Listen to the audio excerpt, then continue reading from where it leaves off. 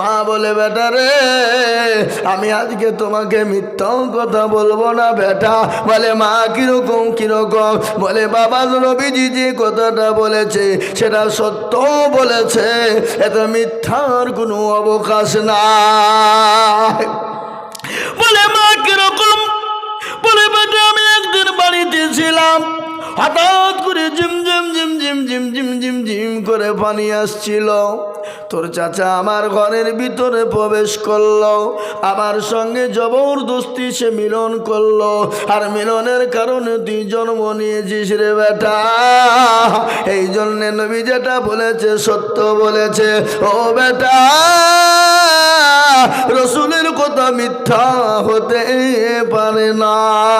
আজ আমি আপনাদেরকে বলবো, ও মুসলমানেরা যারা আলেমুল আমাদেরকে গালি দাও, আলেমুল আমাদের সম্পর্কে খারাপ মন্তব্য করো, তারা হলো নবীর ওয়ারিস। নবী বলে গেছেন আল উলামা ওয়ারাসাতুল আম্বিয়া।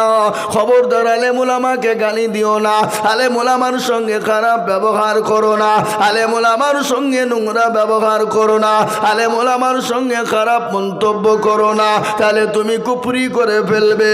জেনে নিতে হবে, জেনে নিতে হবে তোমারও কোনো রকম না কোনো রকম দোষ আছে।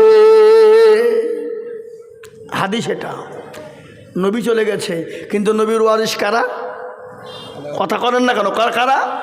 আল্লাহ নবী বললেন আল উলামা ওয়ারাসাতুল আম্বিয়া।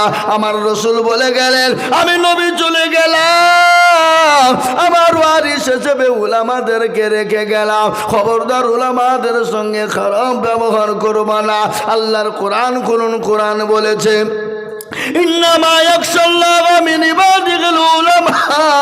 পৃথিবীর জমিনে আল্লাহকে যদি কেউ বেশি ভয় করে, আল্লাহকে বেশি মানে, তারা হলো আলেমেরা, তারা হলো উলামারা। এটা হলো কোরআনের কথা। কোরআনে কোনো মাস্টারের কথা বলেনি, ব্যারিস্টারের কথা বলেনি, উকিলের কথা বলেনি, ডাক্তারের কথা বলেনি, এমপি এমএলএ প্রধানমন্ত্রীর কথা বলেনি, আমাদের মৌলবীদের কথা আল্লাহ কোরআনে বললেন ইন্নামা ইয়াখশাল্লাহা মিন ইবাদিহিল উলামা। পৃথিবীতে আল্লাহকে যদি কেউ ভয় করে তারা হলো আলেম, তারা হলো উলামা, তারা হলো আলেম উলামা। আজকে আলেম উলামা কি করেছে? আজকে আমরা কথাই কথাই বলি আলেমরা দেশটা ধ্বংস করে দিল, উলামারা দুনিয়াটাকে শেষ করে দিল। আমি আপনাদেরকে এখনো বলি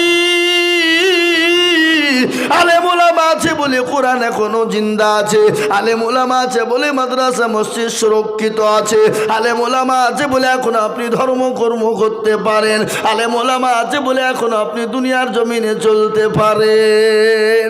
ও মুসলমান গো, আজকে কেন আলেম দেখলে বিষ হয়ে যায়? আজকাল কিছু কিছু লোক আছে মৌলবি দেখলে গা জ্বলে, জ্বলে না? এই কথা বলেন না কেন? ও জীবনে খোঁজ নিয়ে দেখেন জীবনেও মৌলবির পাতা খোলে না, কিন্তু মৌলবি দেখলে গা জ্বলে। আরে মুসলমান, মৌলবির কথা মনে পড়ে না যেদিন তোমার বাপের সঙ্গে তোমার মায়ের বিবাহ পড়িয়েছিল সেদিন মৌলবি? যদি বলো করে সেদিন মৌলবির কোনো প্রয়োজন ছিল না, তাহলে তোমার মা বাপ লাভ ম্যারেজ করে এমনি এমনি বিয়ে করেছিল, আর এমনি এমনি বিয়ে করে তুমি তৈরি হয়েছো। আর তুমি যদি তৈরি হও তাহলে তুমি নিজে চারও সন্তান তৈরি হয়েছো, আর ওই সন্তানের মুখ দিয়ে তো নবী আলেম উলামাকে গালি দিবে নাকি? বুঝলেন আপনারা? নবীকে গালি দিবে, তাই না? জোরে বলুন। ও মুসলমান দরদি আল্লাহ ওয়ালা কোরআন ওয়ালা নবীর প্রেমিকেরা কান করে শুনে নেই। ও আল্লাহ ওয়ালারা শুনেন, আল্লাহর নবী সাল্লাল্লাহু আলাইহি ওয়াসাল্লামকে যারা গালি দেয় তারা মুসলমান হতে পারে না, নবীকে যারা গালি দেয় তারা মুসলমান হতে পারে না। আল্লাহর নবীর কথা আমাদের মনে পড়ে না। আজ শুনেন বিশ্ব নবী আমাদের জন্য কি না করেছে। আল্লাহর নবী একদিন মা আয়েশা রাদিয়াল্লাহু তাআলা আনহার ঘরের ভিতরে শোয়া, হঠাৎ গভীর রজনীতে নবীজি উঠে গেলেন। উঠে যাওয়ার পর আপনার জান্নাতুল বাকিতে গেলেন। জান্নাতুল বাকিতে যে আল্লাহর দরবারে দোকানে হাত উঁচু করে দোয়া করে বলে মাওলা, ওগো আল্লাহ, আমার উম্মতির জীবনের গুনাহগুলোকে তুমি মাফ করে দাও। কে দোয়া করছেন এটা? কে? রাসূলুল্লাহ। আল্লাহর করছেন, আল্লাহ আমার উম্মতের জীবনে গুনাহকে মাফ করো। বিশ্বনবী হাতটা তুলে দোয়া করলেন। আল্লাহ ডাক দিয়ে বলেন, নবী গো আপনি কোনো চিন্তা করবেন না গো রাসূল, ও হাবিবুল্লাহ, আমি আপনার উম্মতির একটা গুনাহকে আমি মাফ করে দিলাম। এই কি ব্যাপার গো?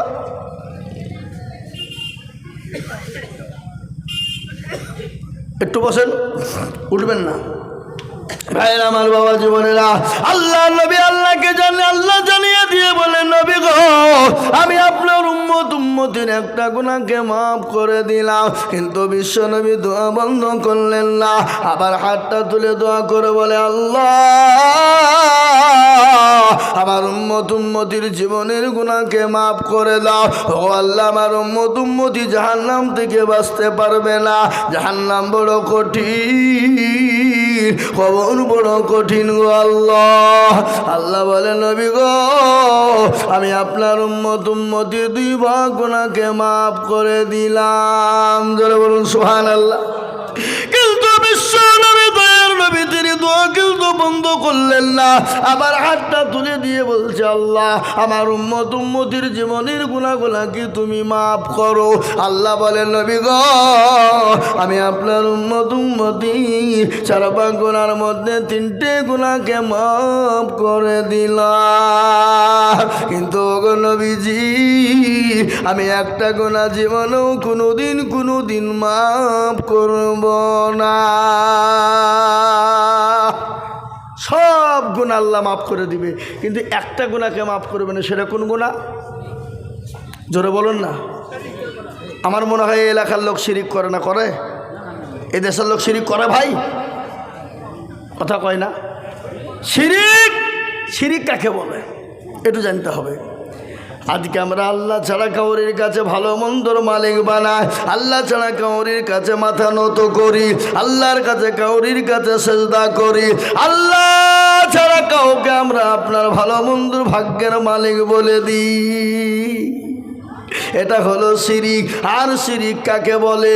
যাদের 8-10 বছর বিয়ে হয়েছে, বাচ্চা হয় না, তালতলা বেলতলা গাছতলা মেহেদিতলা হলঘরে লোডাঙ্গা পেয়ারডাঙ্গা আলা হাদিস হানফি শাফি মালিকি কুষ্টিগিরি ছোট পীর বড় পীর হঠাৎ পীর বালিশ পীর ডাল পীর কানা পীর দাজ্জাল পীর ন্যাংটা পীর খিচুড়ি পীর বাপের জামা গায়ে দিয়া পীর তার দরবারে গিয়ে বলে, মেরে খাজা গদমে এক লড়কা বানা দো। আল্লাহ বলছে, তো কেউ ফাটাবো খাজা, কেউ ফাটাবো।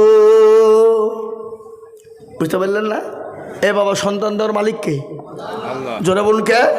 রুজির মালিক কে? সম্পদ দেওয়ার মালিক কে? এ মুসলমান দেব, তাই বলে আপনারা মনে করছেন মৌলবি নাকি আলেমের দুশ্মন, মৌলবি নাকি পীরের দুর্নাম করছে। না, আমি পীরের দুর্নাম করিনি। ও মুসলমান, পীর কাকে বলে? পীরকে একটু জেনে নেন। হযরতে খাজা মাইনুদ্দিন চিশতি রহমাতুল্লাহ আলাইহি কত বড় আল্লাহর ওলি জানেন? কত বড় আল্লাহর ওলি। হঠাৎ একদিন ভারতের জমিনে পা রাখলেন, 90 লক্ষ কাফের হাতে ঘা দিয়ে মুসলমান হয়ে গেল। মাকে গিয়ে বলে, মা গো আজকে আমি বড় আনন্দিত গো মা। বলে, কেন রে বেটা? বলে, কেন কেন কেন? আজকে আমি বড় খুশি হয়ে গেছি। আজকে ভারতের মাটিতে 90 লক্ষ কাফের আমার হাতে ঘা দিয়ে মুসলমান হয়ে গেল। মা বলে, বেটা এটা তোর আনন্দ নয়, এটা আমার আনন্দ রে বেটা। বেটা বলে, মা গো এটা তোমার আনন্দ মানে আমার আনন্দ। ওগো মা জননী শোনে না, ওগো মা তোমার আনন্দ মানে আমার আনন্দ। মা বলে, বেটা রে কেন আমার আনন্দ তুমি জানো? ও বেটা কান করে শুনে না, তুই যে আমার কলিজার সন্তান মাইনুদ্দিন, তুই যখন আমার গর্বে ছিলি রে বেটা, আমি যে তোর মা, আমি কোনোদিন তাহাজ্জুদের নামাজ এক ওয়াক্ত কাজা করি নাই। সুবহানাল্লাহ বলুন। এ বাবা, আমাদের দেশে এরকম কোনো মা আছে যে পেটে সন্তান নিয়ে 5 ওয়াক্ত তো নামাজ তো দূরের কথা, তাহাজ্জুদ তো জীবনেও পড়বে না? এরকম মা আছে? কথা বলেন, কথা বলেন। আমাদের দেশে বাপজি বাচ্চা পেটে আসতে দেরি, ও কিন্তু হুকুম করতে লোককে দেরি নাই। কথা বলেন, ডাক্তার বলেছে খবরদার লড়াচড়া করো না, কেন ক্ষতি হয়ে যাবে। নমাজও পড়া বন্ধ, কিন্তু সারাদিন বসে বসে সিরিয়াল দেখতে কোনো ব্যথা নাই। আপনাদের দেশে সব নামে নাকি আছে? হ্যাঁ, শাশুড়িকে হুকুম, মাকে হুকুম, স্বামীকে হুকুম, ছেলেকে হুকুম, বোনকে হুকুম, নবাব শেরেশ নবাব জাদি হয়ে গেছে, পায়ের ওপর পা তুলে বসে বসে আপনার সিরিয়াল দেখে। ও মুসলমান, কিন্তু আমার নবী বলে গেছে, কোনো মহিলার গর্ভে যখন বাচ্চা এসে যায়, সে জননী জানে বেশি বেশি করে আল্লাহকে ডাকে, বেশি বেশি করে নামাজ পড়ে, বেশি বেশি করে কোরআন হাদিস পড়ে, বেশি বেশি করে আল্লাহকে আল্লাহর জিকির করে, বেশি বেশি তসবিহ পড়বে, বেশি বেশি করে নামাজ পড়বে। আল্লাহ বলেন, ওই নারী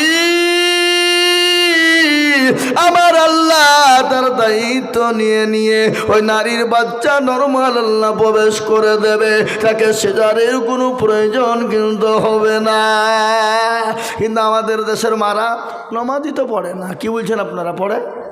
নামাজ আছে, নামাজ পড়ে না, সিরিয়াল টিভি নিয়ে তারা ব্যস্ত, কাজকর্ম ব্যস্ত। ওগো মা, আমি আপনাদেরকে শোনাবো ইনশাল্লাহ। বসল বিশ্ব বলে মাগো আর কি বলে, বেটা রে তুই যে আমার কলিজার সন্তান, কলিজার টুকরা, ওরে বেটা আমি যে তোকে আমার বুকের স্তনের 2 বছর দুধ পান করিয়েছিলাম, আমি যে তোর মা, আমি কোনোদিন বিনা ওযুতে একদিনও তোকে স্তনের দুধ পান করাই নাই। সুবহানাল্লাহ বলুন। পীর কাকে বলে? পীর তো তিনি। ও মুসলমান, আল্লাহর ওলি কারা? যারা আল্লাহর হুকুমকে মেনে না, আল্লাহর দিনকে মেনে না। আমি পীরের দুর্নাম করিনি।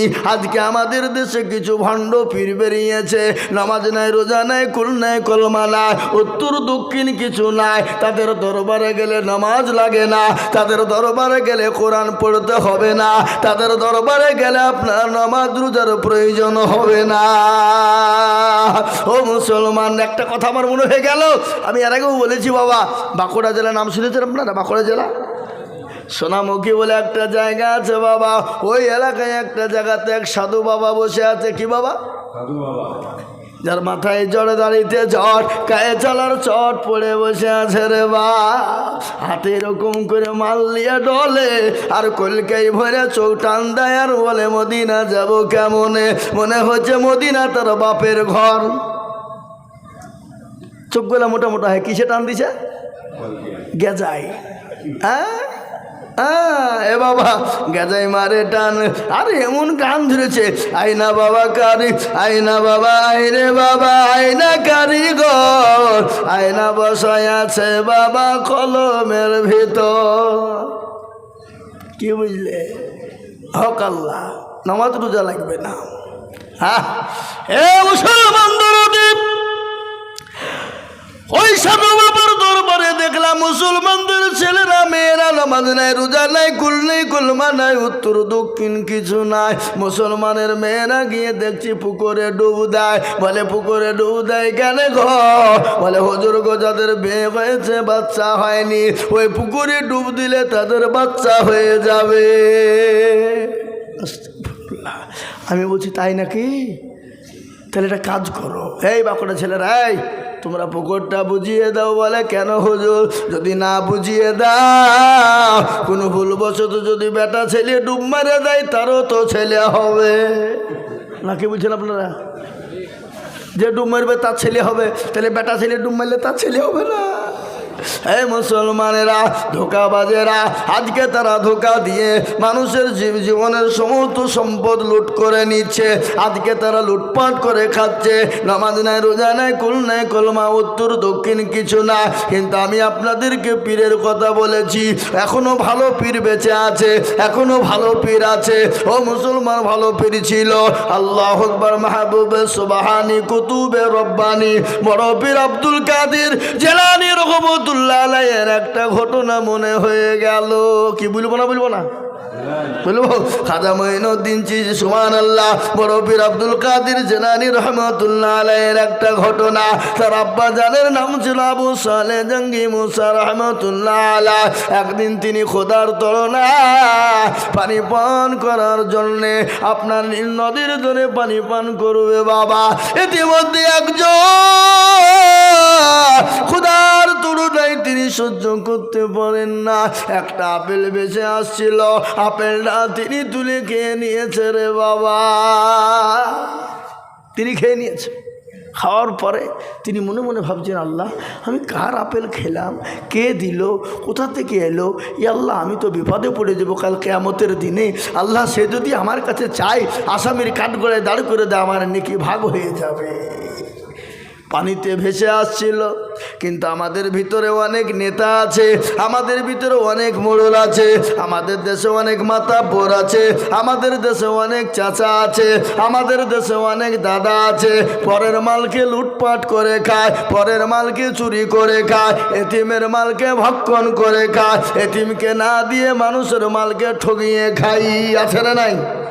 আপনাদের দেশে নাই নাকি? এই দেশ আছে? এ বাবা, গরিবের মালকে লুটপাট করে খায়, মানুষের হককে নষ্ট করে দেয়, হককে নষ্ট করে দেয়। কিন্তু শুনেলেন হুকুকুল্লাহর হুকুকুল ইবাদ, এক হলো আল্লাহর হক আর একটা হলো বান্দার হক। কেউ যদি আল্লাহর হককে নষ্ট করে দেয়, আল্লাহ ইচ্ছা করলে ক্ষমা করে দেবে। আর কেউ যদি বান্দার হক নষ্ট করে, আল্লাহ যতক্ষণ পর্যন্ত ক্ষমা না করবে ততক্ষণ পর্যন্ত কেউ আল্লাহ ক্ষমা করবে না। হুকুকুল্লাহ আর হুকুকুল ইবাদ, একটা হলো বান্দার হক।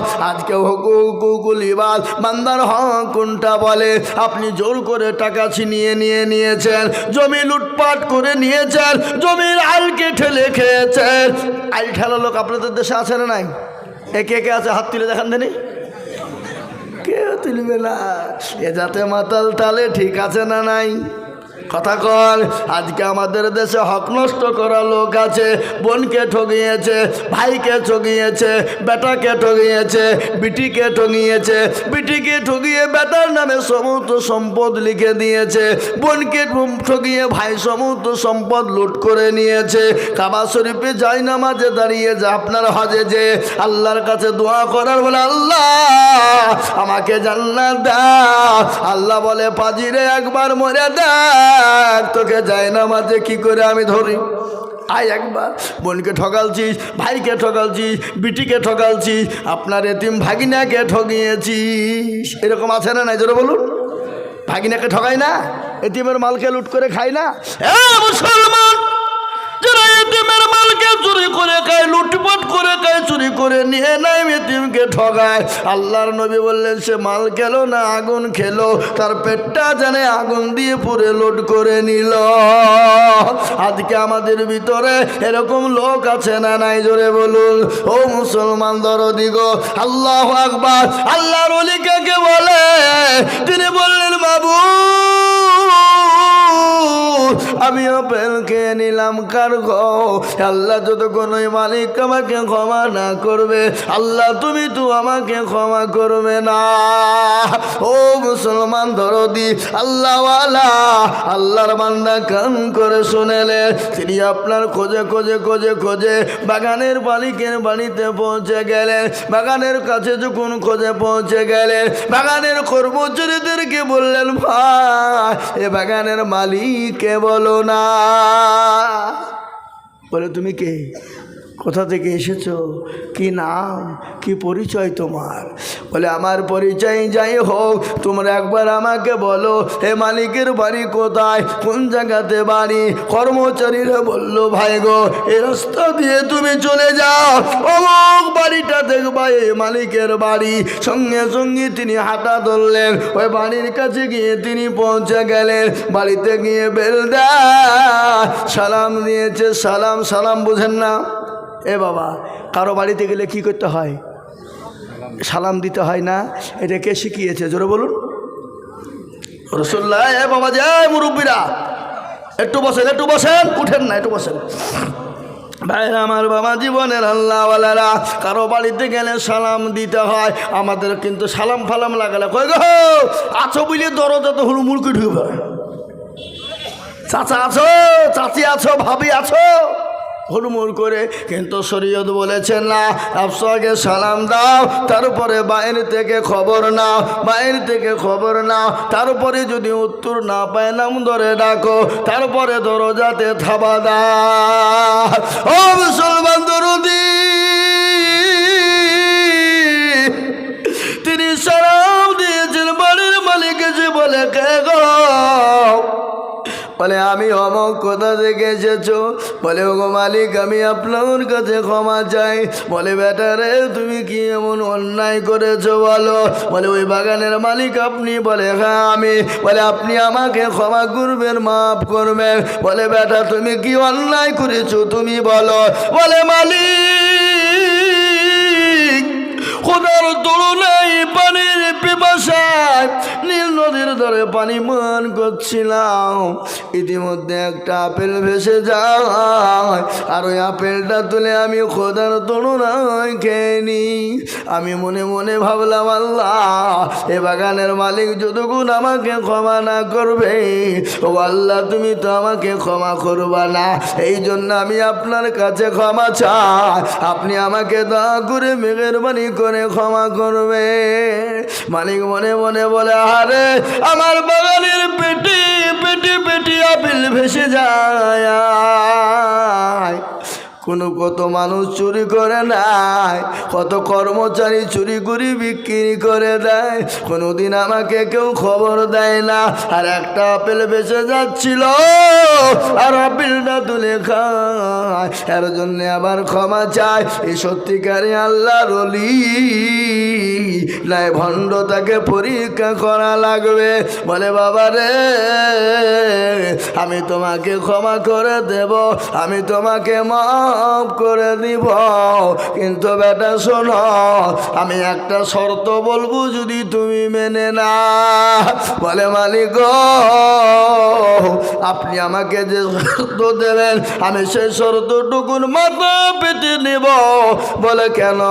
দুনিয়াদার দুনিয়া না, এ দুনিয়া সামান্য জিন্দেগি, কিন্তু আসল জায়গা যেটা খবর পরকালটা বড় কঠিন, জাহান্নামের আগুন বড় কঠিন। আপনি বলুন কোনটা বলবেন? বলে ও বেটা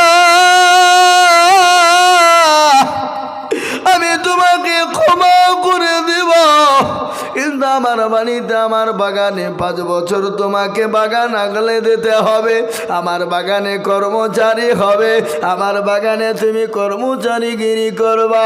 বলো বাবা করবা? সঙ্গে সঙ্গে ডাক দিয়ে বলে মালিক গো আমি আপনার দোকানে আপনার বাগানে 5 বছর কর্মচারী করব। তিনি 5 বছর গোনান্তি শুরু করে দিলেন। দিন যায় রাত যায়, দিন যায় রাত যায়, সপ্তাহ চলে যায়, মাস চলে যায়, বছর চলে যায়, 5 বছর হয়ে গেল। মালিকের কাছে গিয়ে বলে ও মশাই, ও বাগানের মালিক আপনি আমাকে ক্ষমা করে দিন, ক্ষমা করুন, আপনার আজকে 5 বছর পূর্ণ হয়ে গেল। মালিক বলে হারে এত সুন্দর সত্যবাদী ছেলে তোমার জীবনেও পাওয়া যাবে না, এত সুন্দর নেক বাচ্চা পাওয়া যাবে না। বলে হ্যাঁ বাবা হ্যাঁ আমি তোমাকে ক্ষমা করব, আমি বলেছিলাম 5 বছর পূর্ণ হয়ে গেছে, কিন্তু বেটা রে আর একটা কথা আমি তোমাকে বলি, ও বেটা বলো তুমি আর একটা শর্ত মানবে কি না? এ বাবা আমরা হলে কি করবো? কি করবো? তো ঠোঁট নিয়ে উড়িয়ে দিব, বলবে না? বলবে না? মাফ করলে কর, না করবে তো হতে পারো, ঠুটনি ফাটিয়ে ফেলবো, পড়ে পেয়েছি খুঁটে গেছি, তোর কাছে ক্ষমা চাইতেছি, তোর ভাগ্য ভালো নাকি বলছেন আপনারা বলুন? হ্যাঁ ও মুসলমান দরদি, তিনি বললেন হারে আল্লাহ বাগানে আমি কর্মচারী করতে গিয়ে কত পেটি পেটি আপেল চুরি হয়ে যায়, মালিকের খবর নাই, মালিকের খোঁজ নাই, নয়, আজ একটা আপেলের কারণে আজকে ক্ষমা চাইতে গেলাম, আর ক্ষমা চাইতে এসে আমার কাছে আজকে আমাকে আবার শর্ত দেয়। মাবুদ গো, জাহান্নাম তো বড় কঠিন, জাহান্নাম বড় ভয়ঙ্কর। ও গো মাওলা, তুমি আমাকে ক্ষমা করে দিও, জাহান্নাম থেকে আমাকে বাঁচায়ো, জাহান্নামের জ্বলন্ত আগুন থেকে বাঁচায়ো। জাহান্নাম এত কঠিন হবে, আল্লাহ কোরআনে বলেছে ওয়াকুদুহান নাস ওয়াল হিজারা ওয়া ইদ্দাতুল লিল কাফিরিন। ও মুসলমানেরা, ওই জাহান্নামের আগুনে আপনার কাফেরদেরকে পোড়ানো হবে, প্রচুর মানুষকে ইন্ধন করা হবে। কাফে ওই আগুন বড় ভয়ঙ্কর, এত কঠিন।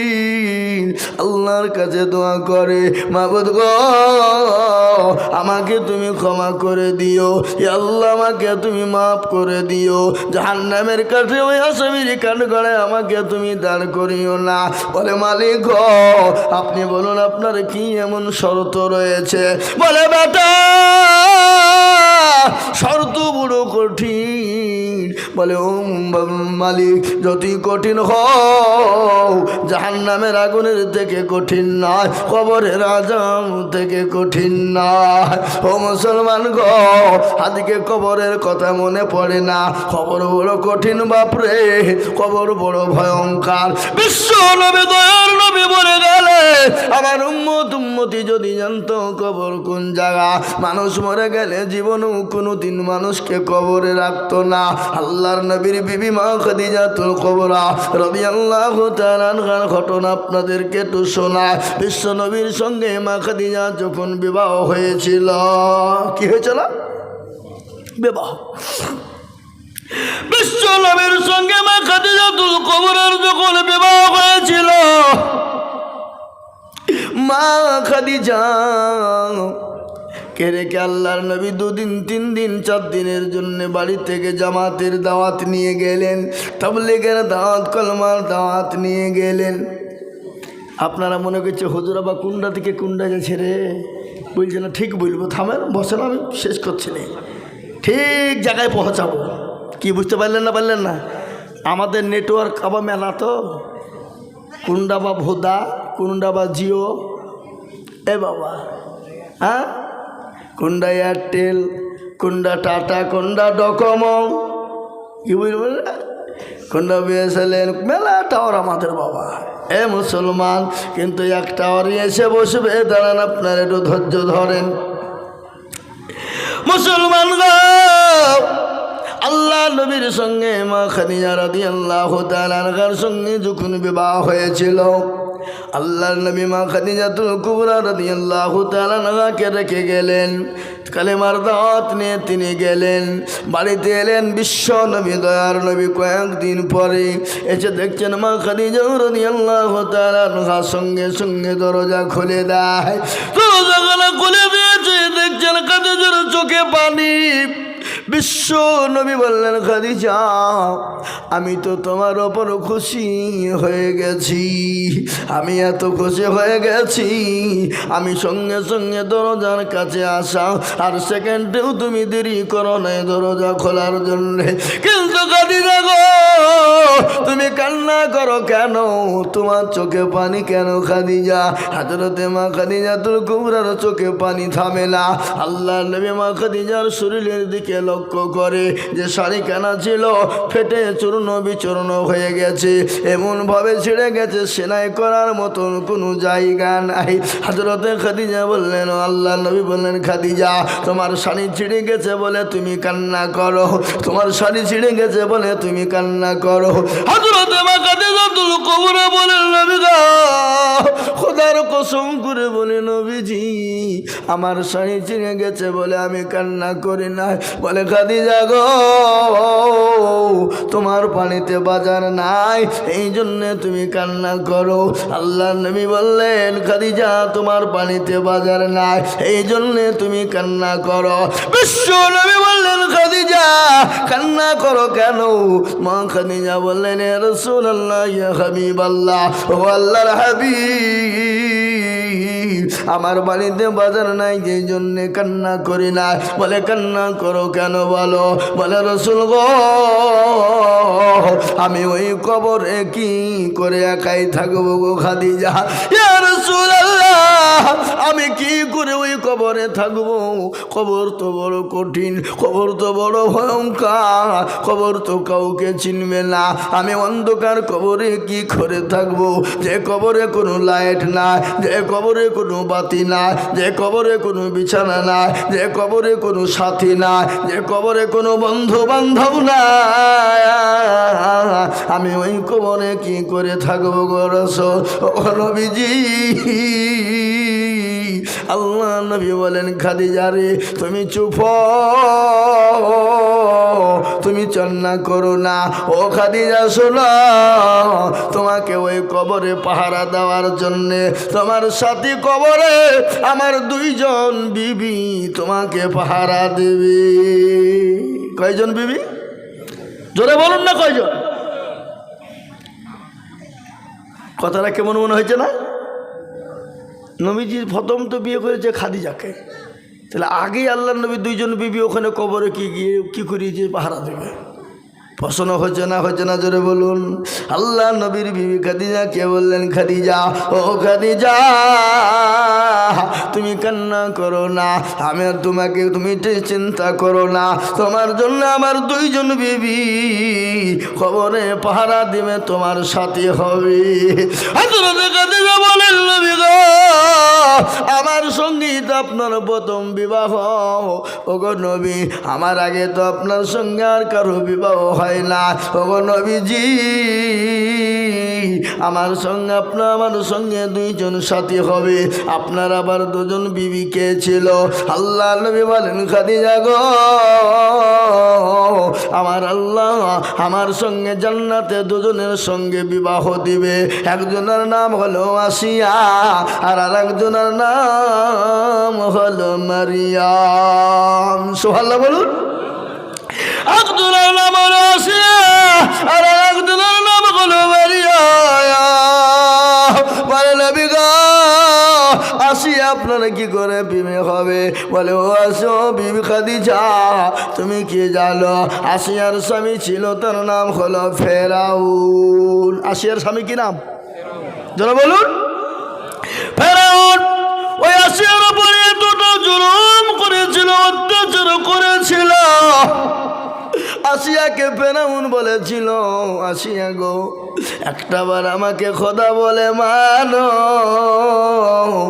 আমাকে একবার প্রভু বলে মেনে নাও, আমাকে স্রষ্টা রব বলে মেনে নাও, আমাকে প্রতিপালক বলে মেনে নাও। হযরতে আসিয়া বলেছিল, ও স্বামী গো, আমি তো আপনাকে স্বামী ছাড়া কোনো রকম ডাকতে পারি না, আপনি আমার স্বামী, আমি আপনার বিবি। ও গো স্বামী, আপনি যেটা বলবেন আমি সেটাই মানব, কিন্তু আমি আপনাকে ছাড়া, আমি আল্লাহকে ছাড়া কাউকে আল্লাহ বলে মানতে পারবো না, আমি আল্লাহ ছাড়া কাউকে প্রতিপালক মানতে পারবো